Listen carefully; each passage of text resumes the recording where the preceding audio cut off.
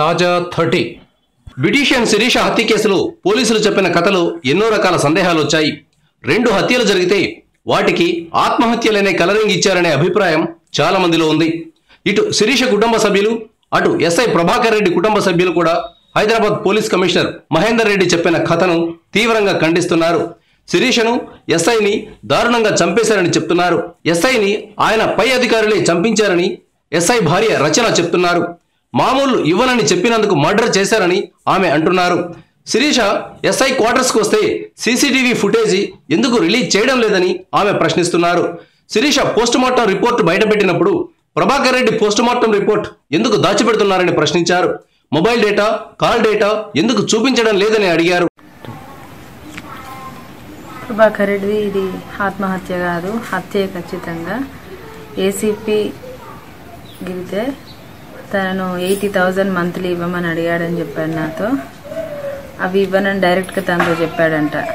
అక్కడ టార్చర్ ఉంది, నాకు అక్కడ నుంచి ట్రాన్స్ఫర్ చేయించుకుంటాను ములుగుకి అని, ట్రాన్స్ఫర్ ఆర్డర్ వస్తుంది వారం రోజులు అని చెప్పారు. వారం రోజులలో వెళ్ళిపోతా అనేసి టీవీ తన క్యాబిన్లో ఉన్నది కూడా ప్యాకింగ్ చేసుకొచ్చుకున్నాడు ఇంటికి. 5 డేస్లో వెళ్తాము అని చెప్పాను నాతో. కానీ ట్రాన్స్ఫర్ కానివ్వలేదంట, ఇక్కడే ఉండాలి అని ఫోర్స్ చేశారట. ఈ శిరీష్ అనే అమ్మాయి ఏ రోజు కూడా కాంటాక్ట్లో అస్సలు లేదు. అలాంటప్పుడు ఆ అమ్మాయితో కాంటాక్ట్, అమ్మాయి రావడం ఇదంతా పెద్ద ఇష్యూ చేశారు. ఆ అమ్మాయిని ఇన్వాల్వ్ చేయడం మాత్రం కరెక్ట్ కాదు. నిజాలు ఏంటో తెలుసుకొని అప్పుడు స్టేట్మెంట్ ఇవ్వండి. అనవసరంగా ఫొటోస్ పెట్టడం, అన్నీ చూపించడం అంతా ఇల్లీగల్గా చేస్తున్నారు. ఇదంతా తనది ఆత్మహత్య కాదు, అస్సలే హత్య. కనీసం తన డెడ్ బాడీ ఉన్న పరిస్థితిని చూసైనా తెలుసుకోండి మీరు, అదేంటి, ఎలా జరిగింది.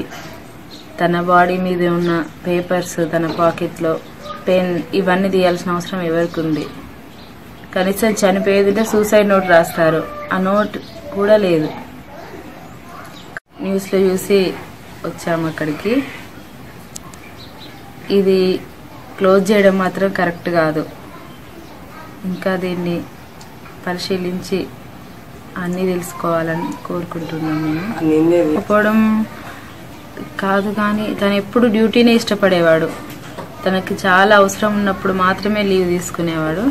మొన్న ఒక 10 డేస్ మాత్రం లీవ్ తీసుకున్నాను, మెటర్నిటీ లీవ్ ఇస్తారు, అది తీసుకున్నారంతే. ఎప్పుడు కానీ పర్మిషన్ తీసుకొని సిక్ అయితే కూడా తన డ్యూటీ చేసేవాడు. అందరూ కానిస్టేబుల్స్ కూడా మరి ఎవ్వరు కూడా మరి నాకు కలవలేదు వచ్చి. మరి వాళ్ళదేమైనా ఉందా, మరి వాళ్ళకు భయపడుతున్నారని శ్రీనివాస్ రెడ్డి అనే అతను చెప్పాడు. మరి అతన్ని ఎందుకు ప్రశ్నించలేరు?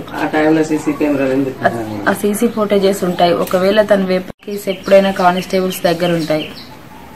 ఆ వెపన్ తను తీసుకెళ్లాడా, తను షూట్ చేశాడా, మరి వేరే వాళ్ళు తీసుకెళ్లారా వెపన్ని అనే సీసీ ఫోటేజెస్ చూపించాలి. శిరీష వచ్చింది అంటున్నారు. శిరీష వచ్చిన కార్ని సీసీ ఫుటేజ్ చూపిస్తున్నారు, కానీ మరి తనది మాత్రం చూపించలేదు. పోలీస్ స్టేషన్లో ఎక్కడో వేలో ఉంటాయి సీసీ ఫుటేజెస్. ఆ స్టేషన్లో ఎందుకు పని చేయవు అసలు? ఫస్ట్ అది సీసీ ఫుటేజ్ తీసుకోవాలని అనుకుంటున్నాను నేనైతే. ఇది ఖచ్చితంగా హత్యే. తన చేతిలో కూడా కరెక్ట్గా ఇలా ఫోటో దిగినట్టుగా ఉన్నాయి. ఒకసారి తెలుసుకోండి. మీ న్యూస్ అయినా డిఎస్పీ వాళ్ళు జాబ్ ఇప్పిస్తామని చెప్పారు, ఏదో ఒక హెల్ప్ చేస్తామని చెప్పారు. కానీ హెల్ప్ కంటే ముందు దీన్ని ఇంకా పరిశీలించాలని కోరుకుంటున్నాం. ఇవన్నీ క్లోజ్ చేయడం అయితే కరెక్ట్ కాదు, క్లోజ్ చేయకూడదని కోరుకుంటున్నాం. ట్రాన్స్ఫర్ ఎందుకు కానివ్వలేదు, అసలు కారణం ఏంటి? ట్రాన్స్ఫర్ అవుతుందని లోపు ములుగు వెళ్దాము అని డిసైడ్ అయ్యి కాల్ వచ్చింది. తర్వాత వద్దు అన్నారంట. తను చాలా చాలా డిసప్పాయింట్ అయ్యాడు వచ్చి ఇంటికి వచ్చి. అసలు ఇవన్నీ ఎందుకు? మరి అక్కడ సీఎం ఏరియా, మరి ఏమన్నా బ్యాడ్ నేమ్ వస్తుందని వాళ్ళందరూ కవర్ చేస్తున్నారు, ఏం తెలియట్లే. కాబట్టి ఇవన్నీ తెలుసుకోవాలి. పోలీస్ డిపార్ట్మెంట్ మాత్రం కరెక్ట్ కాదు ఇలా చేయడం. వాళ్ళది ప్రభాకర్ సార్ చేసిన ఉద్యోగమే వాళ్ళు చేసేది. కాబట్టి వాళ్ళకి ఇలాంటి పరిస్థితి రాకూడదంటే ఇవన్నీ తెలుసుకోవాలి.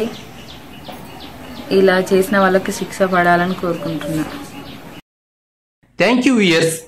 ఈ వీడియో మీకు నచ్చితే లైక్ బటన్ టచ్ చేయండి. తాజా 30 ఛానల్కు సబ్స్క్రైబ్ చేయండి. మీ మిత్రులకు షేర్ చేయండి.